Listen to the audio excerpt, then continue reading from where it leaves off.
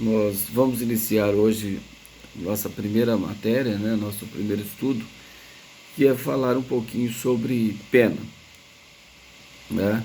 Sei que vocês já estudaram sobre isso, lá no Direito Penal 1, né, 1 e 2, praticamente.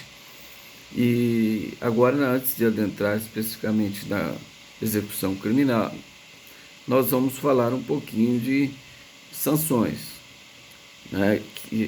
Bom dia.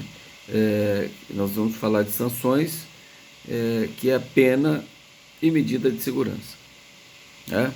São consideradas duas espécies de sanções pela doutrina. Tá? Então, o primeiro que nós vamos estudar é sobre pena. E, primeiramente, nós precisamos definir o que é pena no âmbito, no sentido literal aqui no criminal. Nós podemos dizer que pena é uma sanção penal de caráter aflitivo, né? Imposto pelo Estado através de execução criminal diante do condenado,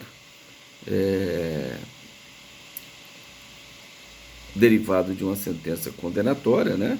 O sujeito foi condenado, privando da liberdade de um bem jurídico, né? Que é o bem, a liberdade, tá? Com o objetivo de retribuir pelo mal que ele causou e o objetivo também de ressocializá-lo, né? Ou seja, fazer com que ele consiga voltar e conviver em sociedade em respeito ao ordenamento jurídico, né? Não cometendo novos delitos, certo? Então, de maneira geral, essa é uma definição de pena, né? Bom, mas lógico nós precisamos entender melhor essa questão. Nós precisamos argumentar um pouco sobre a teoria, né? Que norteia a aplicação de pena, né? Depois nós vamos falar dos princípios relacionados à aplicação da pena e também fazer uma análise do ordenamento jurídico, consequentemente da aplicação dessa pena, suas consequências e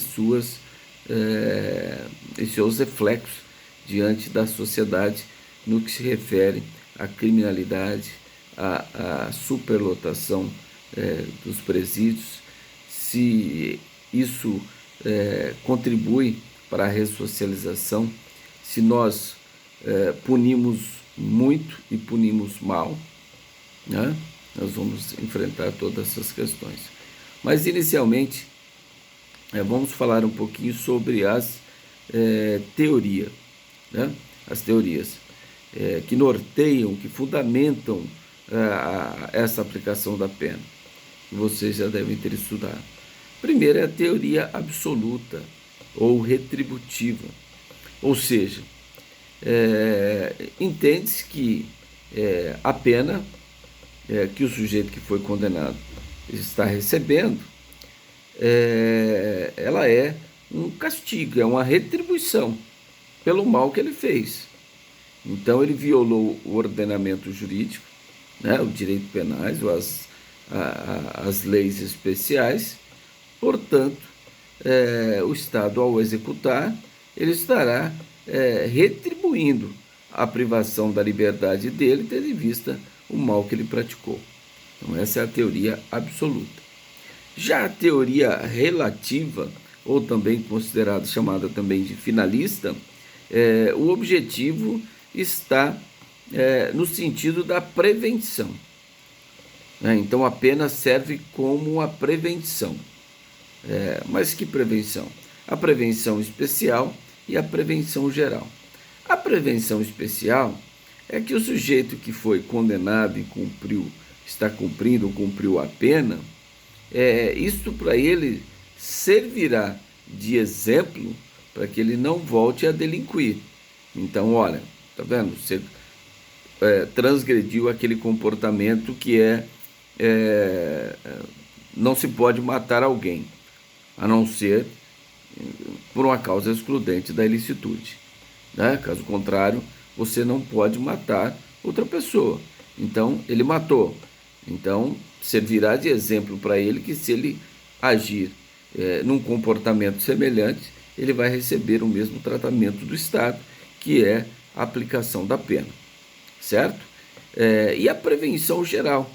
Prevenção geral significa que nós, enquanto sociedade, nós vamos verificar que, olha, aquele parceiro nosso lá, integrante da sociedade, ele delinquiu, ou seja, ele violou o dispositivo lá do Código Penal que proíbe matar outra pessoa, né? É proibido matar alguém, se matar alguém fora da causa excludente, você vai receber as sanções previstas lá no preceito sancionador dos respectivos artigos 121 e os seus parágrafos.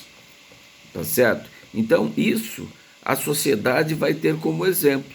Isso é prevenção geral. Olha, nós, enquanto sociedade, nós já verificamos, ó, aquela pessoa lá matou outra pessoa, recebeu 30 anos de pena. Então, nós, enquanto sociedade, nós não podemos agir de forma semelhante, porque senão nós vamos receber uma pena de 30 anos. Tá? Então, isso é prevenção geral.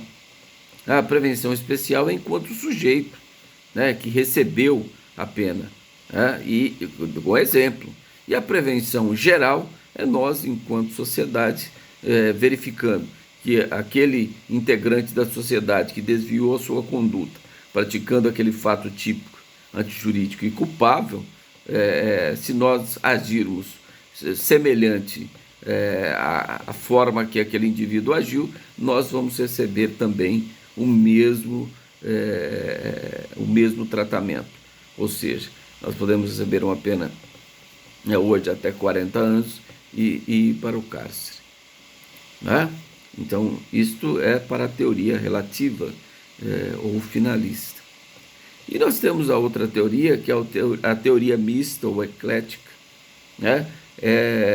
Ou conciliatória, também chamada. Essa teoria, ela visa a retribuição, mas também tem o objetivo de ressocialização. Então, é punição pelo mal que ele causou, mas aí tem a finalidade, que é a reeducação, a ressocialização. É fazer com que o sujeito possa ser reinserido na sociedade, né? E, portanto, ele poderá viver em sociedade e não possa vir cometer outro delito.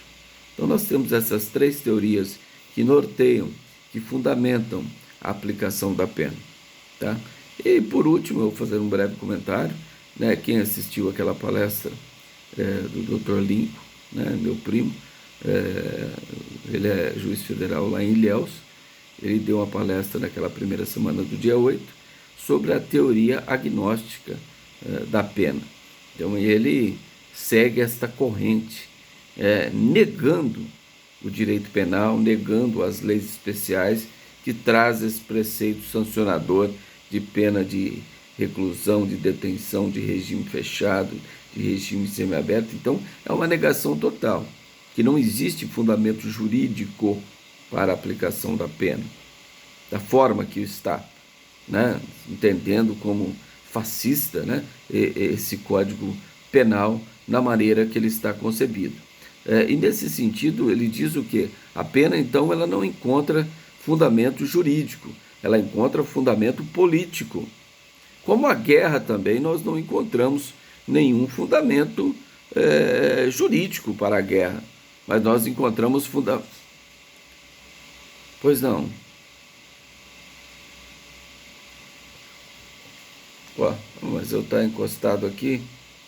Talvez, bom, perguntar aos demais alunos. O som pode ser seu microfone, seu som aí que não esteja bem, porque o Usualmente eu uso esse microfone, tá bom? Então, falando sobre a teoria agnóstica da pena, que não, pois não,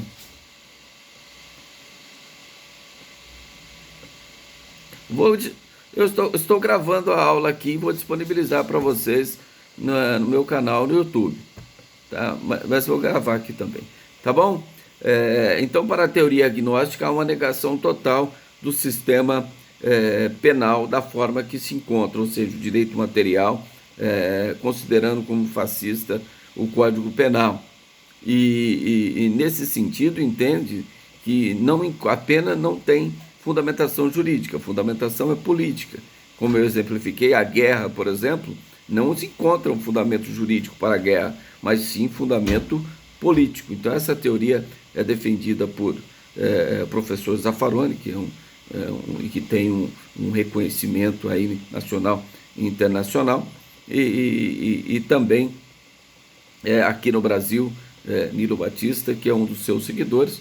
Exemplifiquei também um dos juízes federais que pactuam com essa teoria agnóstica e procuram, na prática, como juiz, exercer essa teoria, mas é lógico, respeitando a lei, o máximo que a lei autoriza. Esse é o fundamento, então, da teoria agnóstica. Ou seja, se é para punir, então eu vou verificar de todas as formas como que eu vou conseguir dar uma pena menor possível, dar uma pena restritiva e não dar uma pena privativa da liberdade. Tá? Então esse é o fundamento da teoria agnóstica da pena. Tá? Então, agora nós já podemos refletir um pouco se realmente, de acordo com a teoria adotada, né, que é a teoria eclética ou teoria mista, se nós conseguimos atender à finalidade última do legislador, que é reeducar o preso, né, devolvendo ele para a sociedade uma pessoa melhor, se isso acontece ou não. Tá? Então nós vamos refletir, daqui a pouco eu abro para vocês fundamentarem as suas posições nesse sentido da discussão. Mas antes disso, só fazer um parâmetro em relação ao sistema carcerário e vai de encontro diretamente à finalidade da pena, que nós encontramos aqui esta previsão legislativa sobre esta finalidade. Por exemplo, nós temos hoje o sistema carcerário um problema tão enorme que nem sequer existe dados concretos de quantos presos nós temos no Brasil. Quantos presos nós temos no regime fechado, quantos presos no semiaberto, quantos presos no regime aberto, quantos presos em delegacias, preso provisório, quanto? Então, nem esse número exato nós não temos. Tem alguns setores aí, que é o DEPEN, né, que integra lá o Ministério da Justiça, são dados, nós temos hoje 770 e poucos mil presos. Outro órgão já de verificação e essas entidades que trabalham aí fiscalizando a execução penal afirmam que nós temos 860 mil presos no Brasil na atualidade, com um déficit de vaga de mais de 300 mil. Então, vamos colocar em média 800, porque falam em 770, falam em 860, vamos tomar como base 800 mil presos. Desses 800 mil presos, nós verificamos que existe um déficit de 300 mil vagas. Então, nós temos aí 300 mil presos que estão alocados em locais onde há superlotação. Porque se tem um déficit de vaga de 300 mil locais, ou seja, vagas para os presos, então nós temos esses 300 mil alocados juntamente com essas pessoas que já estão detidas, né? E desses 800 mil, nós temos mais de 40% de presos provisórios. Ou seja, aqueles que estão cumprindo a prisão preventiva. Porque hoje não tem uma prisão. Depois daquele prazo de 24 horas até comunicar o flagrante, até comunicar o juiz, desaparece a prisão em flagrante. Então sobra-se o quê? Prisão preventiva. Então todos aqueles... E as prisões temporárias, que são prisões para investigação. Né? Mas a regra é prisão preventiva. Esses que estão presos com mais de 40% provisórios, aguardando uma decisão, né, sobre sua condenação ou sua absolvição. E muitos ficam, às vezes, até cumprindo mais tempo de pena provisoriamente do que na sua condenação. Por exemplo, o sujeito cumpriu 2 anos e 6 meses, foi condenado a 2 anos. Né? Então ele cumpriu 6 meses além do que determina o dispositivo legal. Mas vamos lá, já eu abro para vocês. Eu só estou colocando esses pontos exemplificativos para que possamos fazer um debate sobre essa questão. E uma coisa interessante, 60 e poucos % desses presos são pessoas negras, pardas, analfabetos ou semi-analfabetos e de idade entre 18 e 29 anos. Né? Essa é a população carcerária que nós temos. Mais de 60% dessas pessoas que eu enumerei. Então, mas espera aí, mas o que acontece então? Por quê? Tem uma seletividade? 95% desse total são homens que estão presos. 5% são mulheres. Né? E um percentual muito grande disso tudo é tráfico de entorpecente. Depois nós vamos comentar. Tráfico de entorpecente. Né? Se é necessário uma mudança na lei de entorpecente. Tá? Por quê? Da forma que nós estamos presenciando o sistema carcerário, nós verificamos que não é possível a ressocialização. É impossível. Nem o Estado tem o controle da quantidade de presos que existem no Brasil. Não tem políticas públicas nesse sentido, para melhorar essa situação carcerária. Né? No último mutirão que foi feito, por exemplo, acho que sob a coordenação da ministra Carmen Lúcia, só no Alagoas, Pernambuco, mais de 100 pessoas que já estavam lá, já tinham cumprido a pena, estavam lá presos.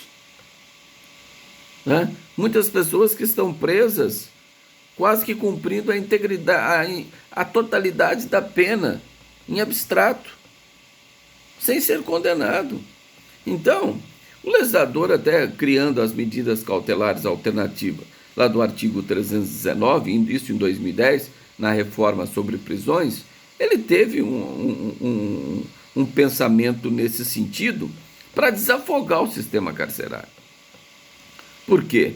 Porque o juiz, quando vai decidir lá na prisão em flagrante, se concede a liberdade aplicando medidas cautelares ou mandando o sujeito para o cárcere, deixou a critério do juiz analisar essa questão, deixando o cárcere somente para situações excepcionais, quando o sujeito realmente demonstra uma periculosidade social, podendo ele aplicar medidas alternativas de monitoramento eletrônico, de comparecimento mensal em juízo, de não sair da sua residência depois do horário tal, manda ofício para a Polícia Civil, para a Polícia Militar, para fiscalizar. Agora, a grande questão é que o juiz tem medo também, ele fala, bom, se eu deferir essa medida, o Estado não consegue fiscalizar, então não vai surtir efeito, então eu vou deixar ele preso preventivamente.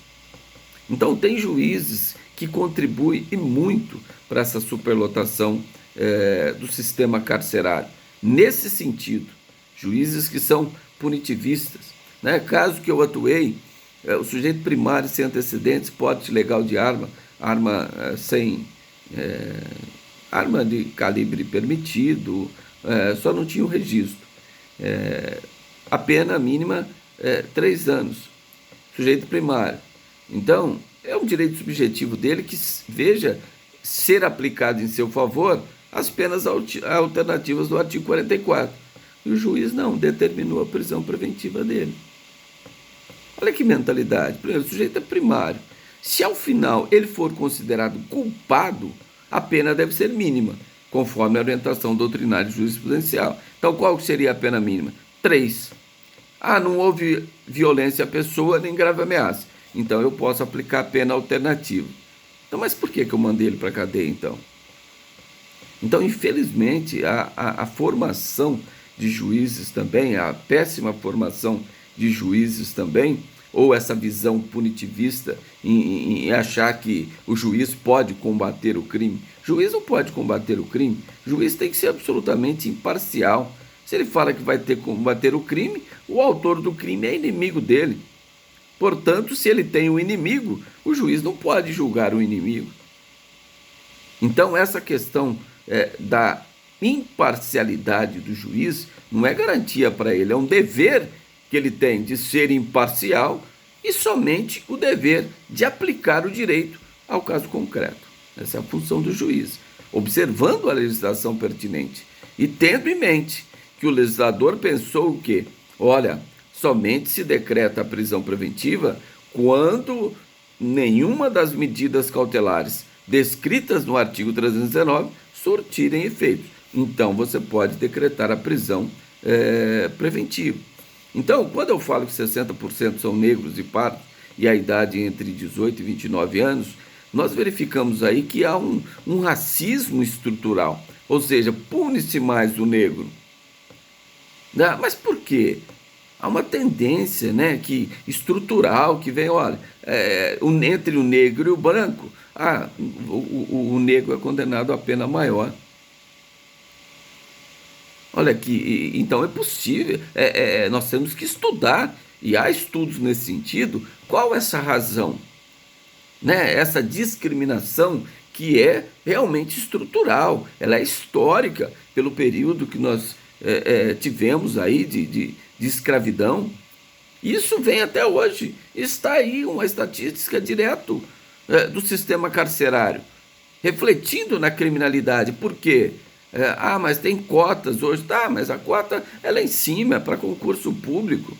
Queremos saber aqui, a base, o jovem de 18, 19 anos, sem emprego, porque nós temos 14 milhões de pessoas desempregadas, 17 milhões de pessoas à beira da miséria, passando fome. Né? E aí tem essa seletividade. O negro é condenado de forma mais rigorosa do que o branco. Isso não é somente uma descrição só falaciosa, só não. Isso é técnico, isso está demonstrado no próprio estudo, né, apontado pelo CNJ, apontado pelo Departamento Penitenciário Nacional. Então nós temos que refletir. E como combater essa criminalidade? Para que o sujeito possa sair de lá e não ser reincidente. Primeiro, punimos mal. No Brasil nós punimos mal e punimos muito. Imagina o sujeito que cometeu um crime de furto. Furto qualificado, primário, sem antecedentes. Furto qualificado, o juiz deu, ao invés de dar pena alternativa, deu um regime semiaberto ou um regime fechado. O sujeito entra ali, quem comanda lá dentro do presídio são as organizações criminosas. E a possibilidade desse sujeito ficar escravo dessa organização criminosa é enorme. Tanto que ocorre lá dentro extorsões. Se os seus familiares forem te visitar, eles têm que trazer o celular. Eles têm que trazer drogas. Por isso que grande parte das mulheres que estão presas está relacionada ao tráfico de drogas. O sujeito entra, e a organização criminosa alicia ele e aí começa a obrigá-lo a fazer determinados comportamentos. Lá fora, a mulher do sujeito é pressionada, é ameaçada, você vai ter que levar uma droga na semana que você for visitar o seu marido. Você está obrigado a levar, você não tem querer, você é obrigado a levar a droga. É assim que funciona. E o Estado compactua com isso. O Estado não tem a força para fazer, por exemplo, um dos princípios importantíssimos da aplicação da pena, que é o princípio da individualização, que é feito quando o juiz dá uma sentença, por exemplo, 5 pessoas cometeram um homicídio. Não significa que as 5 pessoas terão a mesma pena. O juiz irá analisar o comportamento de cada um e aí ele irá fazer essa individualização já na aplicação da pena, nos termos do artigo 59 e 68 do Código Penal. Né? E outra individualização é feita na execução penal. Né? É importante essa individualização lá na execução penal, quando o Estado for executar a pena, porque esse sujeito que cometeu o furto primário, que vai ingressar no sistema carcerário, ele não poderia estar junto com pessoas de alta periculosidade, que cometeu latrocínio, que cometeu homicídio, que cometeu extorsão com resultado morte, o crime de roubo com resultado lesão corporal. Então ele não poderia ficar junto, deveria ter uma separação, mas isso não existe no sistema carcerário. Tá? Então, são coisas que nós temos que refletir, e porque enquanto operadores do direito, né, nós temos que ter posições técnicas. Eu posso intimamente até discordar, mas tecnicamente eu não posso. Eu não tenho elementos para isso, porque a Constituição não autoriza. Nós temos aí o princípio da dignidade da pessoa humana, ou um dos princípios relacionados à aplicação da pena, que é o princípio da humanidade. Tá? Porque enquanto a sociedade, em geral, o que ela quer é isso mesmo. Eu vi, acho que ontem, uma matéria que um deputado está fazendo, vai ter um anteprojeto que ele vai apresentar para acabar com as saídas do regime semiaberto. Então o sujeito não vai ter direito à saída, ele vai ter que ficar o tempo todo lá no presídio, ou quando o juiz autoriza, ele trabalha fora e tem um horário para entrar lá no presídio novamente, que é exceção. Via de regra, não existe nem nesse trabalho, né, para todos os presos. Tá? Isso é minoritário. Mas como eu estava dizendo, ele quer acabar com a saída. Por quê? Os jornais sensacionalistas dizem, olha, o sujeito na saída temporária foi e praticou um roubo. Ele fez isso, foi lá e espancou a mulher. Isso existe? É lógico que existe. Né? Mas isso é exceção. A partir do momento que o sujeito cumpriu o regime fechado, naquela tortura do regime fechado, superlotação, outras deficiências que tem o sistema carcerário, a partir que ele tem bom comportamento, ele tem direito ao semiaberto. Então o Estado confia nele, que ele tem direito de visitar seus familiares, visitar seus amigos. Por quê? Porque isso é uma forma de reintegrá-lo à sociedade, essas saídas. Mas agora é lógico, eu tenho algumas críticas e algumas sugestões. Por exemplo, se nós temos 7 saídas, cada saída dessa, vamos imaginar que sai 30 mil presos no estado de São Paulo, que concentra a maior população carcerária de mais de 200 mil presos, seguido do Rio de Janeiro e Minas Gerais, que é a maior quantidade de presos, estão nesses 3 estados. Se, ao invés de soltar 30 mil presos de uma vez, poderíamos criar várias saídas temporárias durante o ano e dividir. Ao invés de sair 30 mil presos, vão sair somente 4 mil presos cada vez. Só que todos monitorados. Monitoramento eletrônico. Tá? Você poderia evitar a fuga, né? Teria um controle maior e teria essa fiscalização no procedimento monitorando essa pessoa eletronicamente.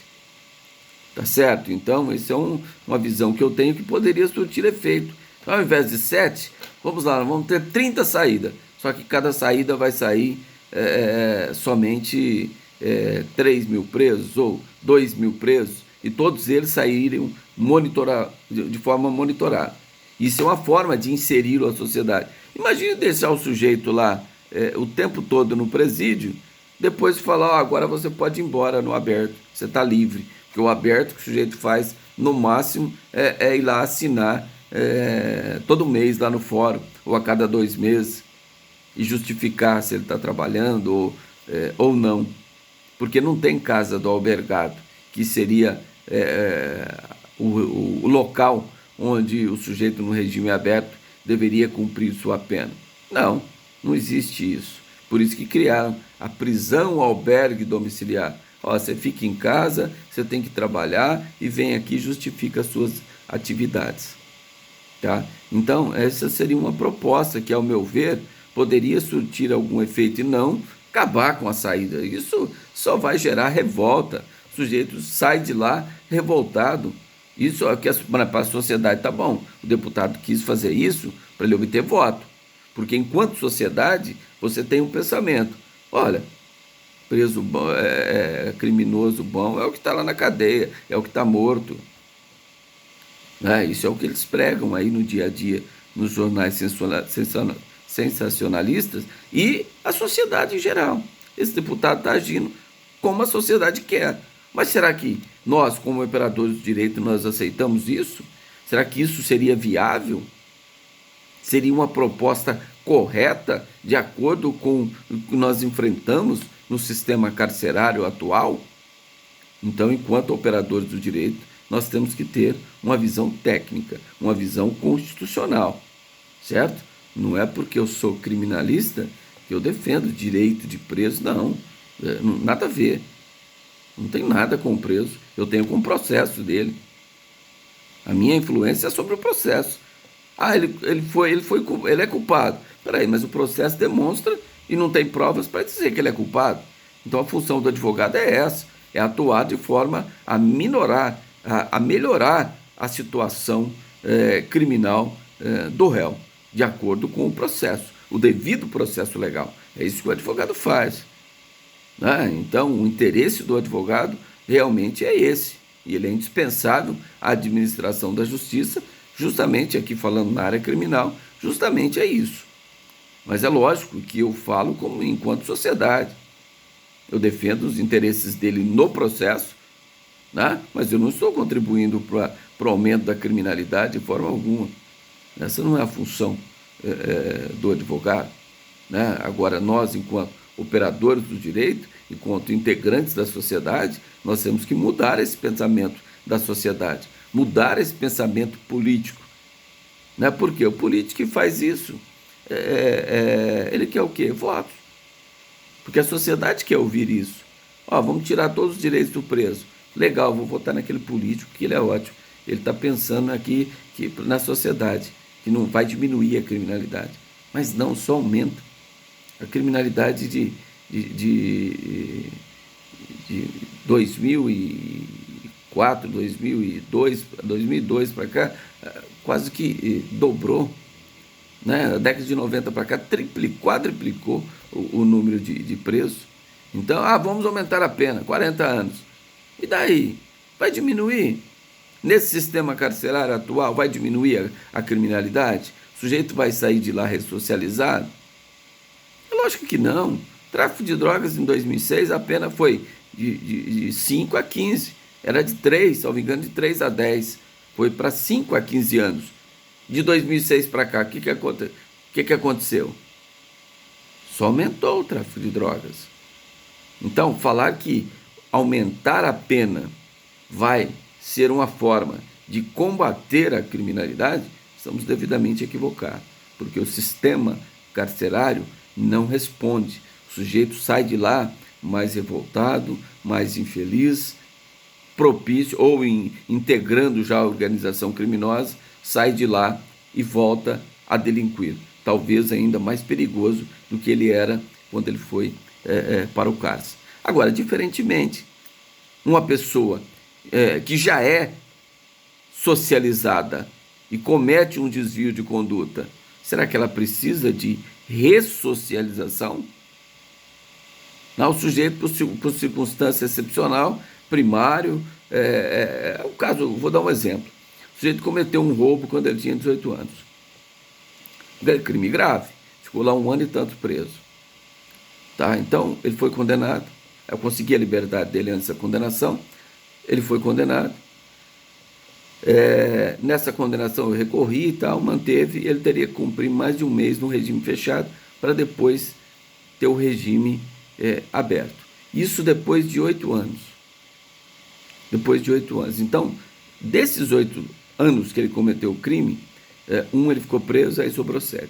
Durante 7 anos, o sujeito casou, trabalhava numa empresa de grande porte, já numa função de subgerente, casa própria, junto com a esposa, né? Então, eu pergunto, aí veio o trânsito julgado, expede-se mandado de prisão. Aí o que acontece? O sujeito, a casa for financiada, ele vai perder a casa, porque vai perder o serviço, provavelmente vai perder a esposa, e ele vai sair de lá da cadeia como? Feliz? Ressocializado? Não, mas essa pessoa já era socializada. Mas aí não existe mecanismo para o juiz, por exemplo, agir de outra forma, porque a lei não autoriza. Você tem que cumprir mais 1 mês, então expede-se mandado de prisão. O sujeito vai ao cárcere, cumpre 1 mês, analisa se ele tem direito ao bom comportamento, se ele tem direito à progressão de regime. Mas até aí ele já perdeu a família, perdeu o serviço, perdeu tudo. Então qual que é a finalidade da pena, nesse exemplo que eu dei? Como resolver isso, a não ser através do legislativo?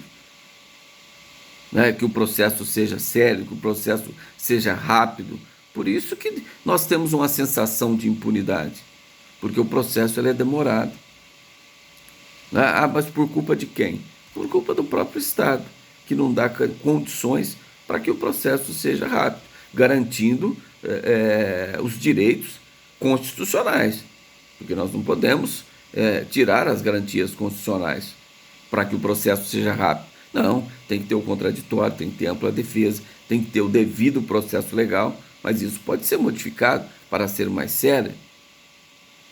Por exemplo, em alguns estados, por exemplo, Estados Unidos, estados que eu digo assim, de maneira geral, soberanos, com autonomia. Estados Unidos, por exemplo, toda a prova ela é realizada diante do tribunal do júri. Não tem aquela instrução que nós temos aqui, a não seja a prova pericial, que tem que ser laboratorial, mas o resto, tudo é produzido na frente do júri, que vai julgar aquele processo. A prova é produzida ali, não tem aquela primeira fase. Olha o tanto que isso economizaria de tempo. Então, o que nós precisamos, obedecendo às garantias constitucionais, mexer nesse devido processo legal, sempre observando as garantias constitucionais. Talvez isso, e mexer na lei de drogas, porque quem está preso, com exceção, dá para talvez contar no dedo no Brasil, os traficantes mesmo, narcotraficantes de tráfico internacional, ou aqueles que fornecem realmente a droga. No Brasil, que estão presos, dá para contar nos dedos do pé e da mão, eu acho. O resto são todos pessoas aliciadas para o tráfico, são negros, pobres e jovens, que são aliciados pelo tráfico para